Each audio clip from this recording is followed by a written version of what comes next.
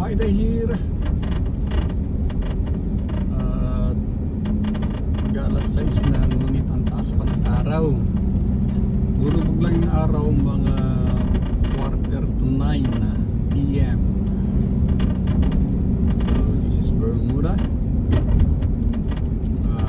Guys, yung daan nila dito, bibihira ng my shoulder. Dito my shoulder kasi nandito yung kanilang museo.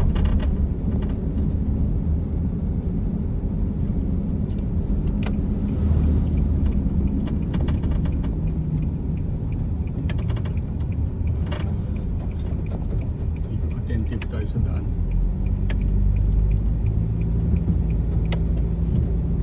Ayan. So ito na, wala nang shoulder. Isipin nyo na lang pag may tao naglalakad dyan. This is my turf when I doing a long run.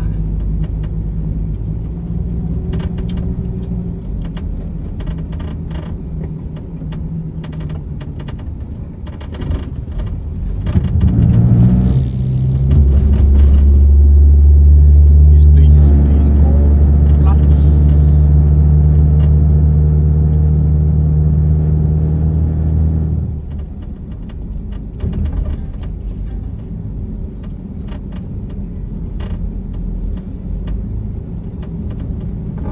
Pineflex ko nga pala itong suot ko na Ray-Ban worth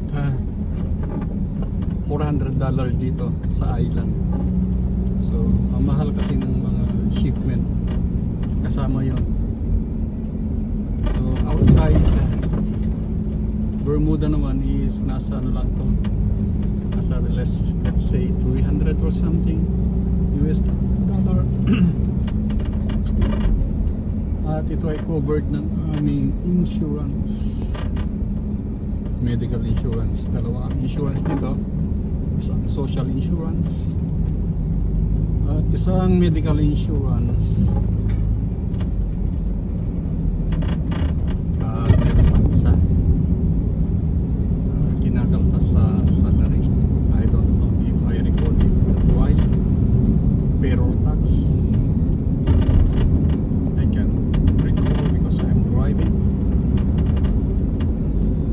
In short, nakakasan ako ng 100, let's say 130 naman, no, per week times 4 more. So yun ang taltas ko sa mga insurances dito.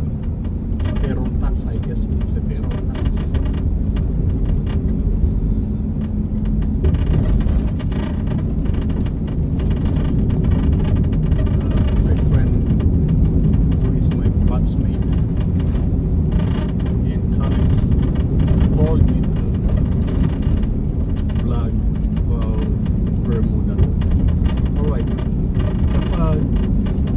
Nyo sa mapa ng Bermuda, hindi nyo makikita.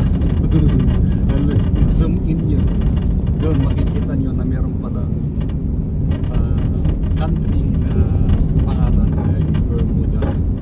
Ito ay isolated, nasa gitna ng dagat Atlantiko, at ito ay British o UK territory. Recently, bumisita rito si King Charles. I don't know if anong the second siya o the third or the second nga yata. At maliit lang ito guys, yung dulo from St. George's to Rafyard is, I guess nagre-range lang sa 40 kilometer. So less than an hour, nasa dulo-dulo ka. So ganito yung usually daan dito, walang shoulder. Kaya pala magja-jogging kami, mabitabi ka. Mas maganda, salubungin mo yung sasakyan.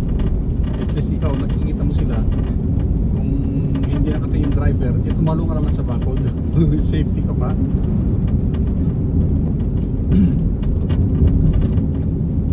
As I have said a while ago, this is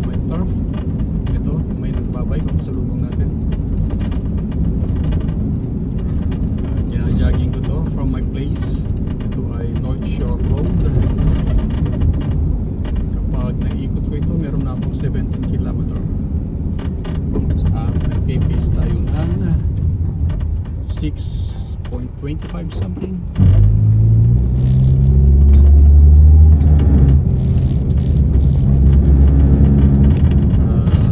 May speed limit dito mga idol. As per book, 35 km per hour lang siya. Pero ito, natagalogin mo na lang. Pwede ka mag 40, 50 dito. Pag nag-60 ka na huli ka, 400 ang penalty nun. Mababa 400 ka. So pag 50, minsan nabaril na ako dun sa may airport mall. Dun sa may airport area, may waiting shade dun, nabaril na ako. Luckily, ang takbo ko lang is nasa 50. So, acceptable naman. Wag lang dun sa may town dapat. Nasa 40 ka lang dun sa town. Dito, wala na kami sa town. Is papunta pa lang tayo. At hindi na natin madadaanan yun kasi nasa North Shore tayo. Yung town is Hamilton.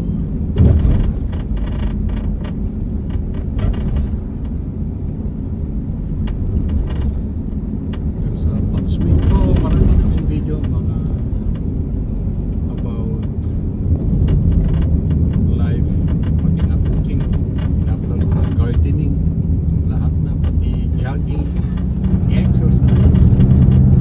Kaya tinawag ko yung aking YouTube channel na television, kasi variety show. Iba-iba. One time kasi nakafocus na ako sa tutorial, and may mga nagre-reklamo, boring daw. Boring naman talaga ang tutorial. Pero hindi nyo lang alam sa mga katulad ko na naghahanap na tutorial, kung meron kami hindi aayos ka agad, is malaking bagay yun kung matulungan mo sila. Basahin nyo ng mga comment section, ang dami nagpapasalamat at tulong sila. Although marami talagang trolls at saka pa-share, hindi natin maiwasan yun kahit saan. Kinikick out ko na lang yung pagsagot mo nga lang sa sagot nila, sa mga tanong nila, is isa ng hassle para sa'yo. Kumbaga nandun na yung manood na lang sila, intindihin na lang, eh magtatanong pa rin sila.